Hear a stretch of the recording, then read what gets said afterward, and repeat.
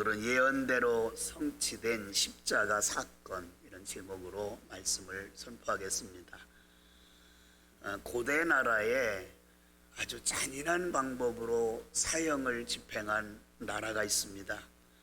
세계 정복의 야망을 가졌던 로마입니다. 그 나라에서 집행하는 사형 중에서 사형수에게 오랫동안 고통을 주어서 죽게 하는 사망의 법, 사형법이라는 게 있어요. 죽은 사람의 시신과 사형수를 마주 묶어놓고 시신이 부패하는 가스로 말미암아 죽게 만드는 그런 사형법입니다. 사도 바울은 로마서 7장 24절에서 요 사형법을 자신 가진 죄와 연계해서 오라 나는 곤고한 사람이로다. 이 사망에 몸여서 누가 나를 건져내랴. 바로 그 사망의 법, 사형법을 생각하면서 바울이 그렇게 고백을 한 겁니다. 그리고 가장 처절한 사형법은 십자가에서 제수를 매달아서 사형시키는 방법으로 주로 재발 방지를 위해서 공개 처형을 시킬 때 로마에서 사용했다고 알려져 있습니다. 예수님 당시 이스라엘은 로마의 속국이었어요. 이제는 빌라도가 총독으로 유대 나라를 다스릴 때에 유대 사람들은 예수님이 복음 전하는 것을 못마땅했어요. 왜냐하면 율법을 반역하는 일이라 생각했기 때문에. 그래서 하나님의 나라가 가까웠느니라 이렇게 천국 복음을 전하는 예수님에 대해서 못마땅하게 여겨서 로마 황제에게 대항하는 것이라 이렇게 죄를 뒤집어 씌워서 이제 로마 정부에 고발을 하게 되고, 로마에서 파송한 유대 지역의 총독 본디오 빌라도가 최종적으로 예수님을 사형 언도를 내림으로 말미암아 예수님은 십자가에 못 박아 돌아가시게 됐어요. 자, 예수님의 십자가의 사건은 우연히 된 것이 아닙니다. 백성들의 충동에 의해 된 것이 아닙니다. 하나님께서 인류 구원을 위해서 예정해 놓으셨던 일이 성취된 사건이 십자가 사건이에요. 예수님의 고난과 죽음에 대해서 구약 성경에 예언된 말씀이 대략 25번 정도 예언되어 있어요. 그 중에 가장 확실한 예언은 지금부터 2700년 전 예수님께서 탄생하시기 700년 전에 활동한 이사야 선지자입니다. 그 이사야 선지자는 예수님의 죽음에 대해서 예언을 했는데 그 예언이 그대로 이루어졌어요. 예수님의 죽음 이후 십자가는 기독교 신앙의 상징이고 복음의 핵심이 되었어요. 십자가 사건이 어떻게 예언대로 성취되었는지 오늘은 살펴보도록 하겠습니다. 첫째는 예수님은 예언대로 멸시와 천대를 받으셨어요. 이사야 선지자는 예수 그리스도의 십자가 사건을 예언하면서 과연 이 사건을 누구를 통해서 믿게 하겠고 누구를 통해서 나타내 보일지 주지시켜요. 그리고 결론은 성령님을 통해서 증명해 보일 거다. 1절 말씀해 보세요. 우리가 전한 것 즉 십자가에 달리신 메시아에 대해서 누가 믿겠느냐 그러면서 이 모두는 성령을 통해 하실 것이라 이렇게 했는데 1절 다시 보세요. 여호와의 팔. 자, 여기 누가는 누가복음 11장 20절에 여호와의 손이라 이렇게 표현했고요. 이것은 바로 성령님을 상징해요. 성령을 통하지 않고는 예수 그리스도가 구주임을 우리가 믿을 수 없기 때문에 이 모든 사건을 이사야 선지자는 성령을 통해서 우리에게 가르치실 것이다 이렇게 말씀을 하고 있어요. 자, 그러면서 2절 이하에서는 육신을 입고 유대 땅 베들레헴에 탄생하신 예수님의 모습에 대해서 너무나 초라한 모습이 될 것이라 이렇게 예언했죠. 그리고 3절 말씀 보시면 우리 죗값을 지불하여 당하실 그 수모에 대해서 그는 멸시를 받아 사람들에게 버림받았으며 간고를 많이 겪었으며 질고를 아는 자라. 마치 사람들이 그에게 얼굴을 가리는 것 같이 멸시를 당하였고 우리도 그를 기이 여기지 아니했다 이렇게 기록을 하고 있어요. 그러니까 유대인과 로마 병정들은 예수님을 얼굴에 침 뱉고 때리고 멸시를 할 때 아주 안면몰수를 하는 거예요. 그리고 천대를 했어요. 여러분, 우리가 잘 알던 사람이 안면몰수한다 그러면 얼마나 기분 나쁠까요? 그런데 다른 사람도 아닌 유대인들이 예수님을 안면몰수하면서 예수님을 너무너무 수모를 당하는데 앞장섰던 것을 볼 수가 있어요.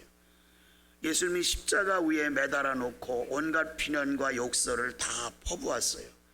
마태복음 27장 39절 이하에 보면 지나가는 자들이 자기 머리를 흔들며 이렇게 말해요. 예수를 모욕하는데 성전을 헐고 3일 만에 짓는 다음에 왜 그것도 못하고 십자가에서 내려오지도 못하냐? 네가 하나님의 아들이라면 십자가에서 내려올 수 있잖아? 그러면서 비난을 하며 조롱을 하는 모습이 마태복음 27장 39절 이하에 말씀하고 있어요. 그러면서 그 지나가던 사람들은 이렇게 말해요. 내가 만약에 십자가에서 내려온다면 내가 믿겠다. 내가 정말 내가 전하는 천국 복음을 내가 믿겠다. 이러면서 비아냥거리고 있어요. 이렇게 멸시천대는 받으셨지만 예수님은 십자가 위에서 내려오실 수가 없으셨던 거예요.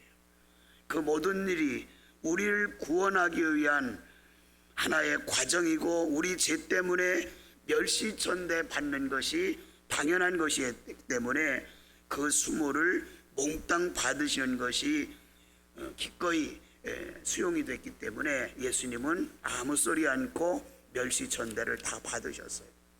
두 번째로 예언대로 우리 죄를 대속하기 위해서 십자가에 피 흘려 죽으셨어요. 5절 말씀이에요. 그가 찔림은 우리의 허물 때문이요. 자, 찔리는 것은 가시의 면류관에 찔리고 창으로 찔렸죠. 상했다고 하는 말은 채찍에 맞아서 상하기도 했고 십자가에 달리심으로 상하기도 했어요. 그런데 그 이유에 대해서 우리의 죄악 때문이라 이렇게 말했어요. 여기서 죄악이라고 하는 말은 아담으로부터 물려받은 죄, 유전죄를 말해요. 그리고 우리의 허물 때문이라 할 때 허물은 구원받은 우리가 연약하기 때문에 실수해서 죄를 짓는 것을 허물이라 이렇게 말씀을 하고 있지요. 6절 말씀을 다시 한번 보세요. 우리의 모든 죄 문제가 예수 그리스도의 십자가 사건으로 말미암아 해결됐어요. 여호와께서는 우리 모두의 죄악을 그에게 담당시키셨도다. 여러분과 저의 모든 죄값을 예수님이 가지고 십자가에 지신 거예요. 그것이 죄값을 치르는 하나의 과정이었대요. 예수님 죄인의 대속물이 될 것을 알고 있는 세례 요한은 예수님께서 자신들에게 가까이 다가오는 모습을 보고 요한복음 1장 29절에 보라 세상 죄를 지고 가는 하나님의 어린 양이로다 이렇게 고백해요. 세상 죄를 지고 간 하나님의 어린 양. 구약시대에는 양이나 소가 죽어야 인간의 죄가 1년 동안 용서받았어요. 대속죄일 날 양이나 소를 잡아서 피를 뿌리는 번제를 드림으로 죄를 용서받았는데 예수 그리스도가 바로 그 모형이에요. 그래서 어린 양이라 이렇게 사도 요한은 표현을 했던 것을 볼 수가 있어요. 자, 예수님께서 대속자이심을 알리셨어요. 예수님 자신도 그 사실에 대해서 강하게 말씀하신 바가 있어요. 마가복음 10장 45절 말씀이에요. 인자가 온 것은 섬김을 받으려 함이 아니라 도리어 섬기려고 하는데 자기 목숨을 많은 사람의 대속물로 주려 함이라. 대속물이라고 하는 건 우리 죄값을 위해서 대신 그 생명을 주고 우리의 그 생명을 바꿨다 그런 뜻이에요. 마태복음 26장 28절에 보면 12 제자와 한 상에서 예수님께서 최후의 만찬을 하시죠. 그래 포도주를 따라 주면서 예수님께서 이렇게 말씀하셨어요. 마셔라. 이것은 너희 죄를 위해서 흘리는 나의 보배로운 피니라.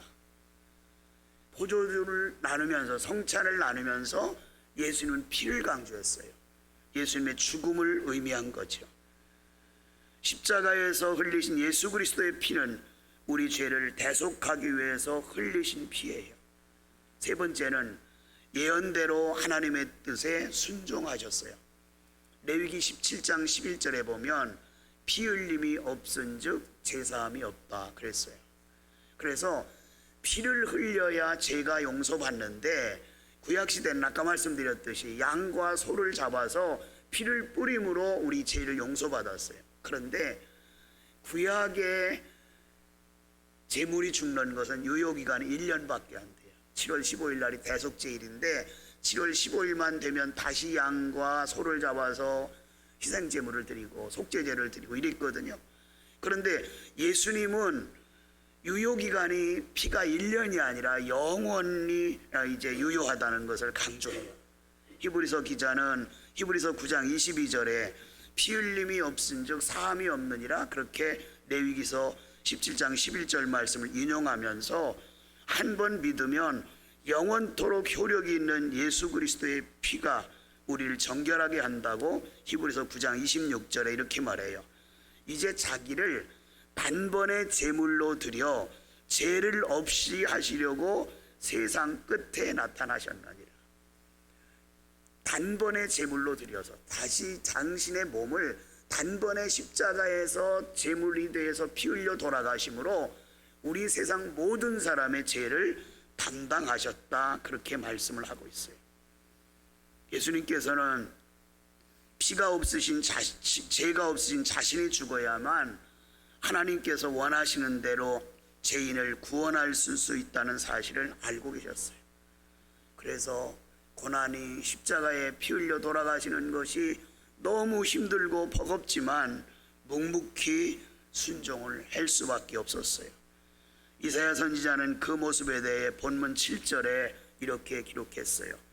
그가 곤욕을 당하여 괴로울 때에도 그의 입을 열지 아니하였으며 마치 도수장으로 끌려가는 어린 양과 털강자 앞에서 잠잠한 양같이 그의 입을 열지 않았도다. 십자가에 못 박혀 돌아가시는 일이 얼마나 끔찍한 일이에요. 그런데도 말씀을 하지 않았어요. 침묵하셨어요. 그것이 하나님의 뜻인 것을 알기 때문에.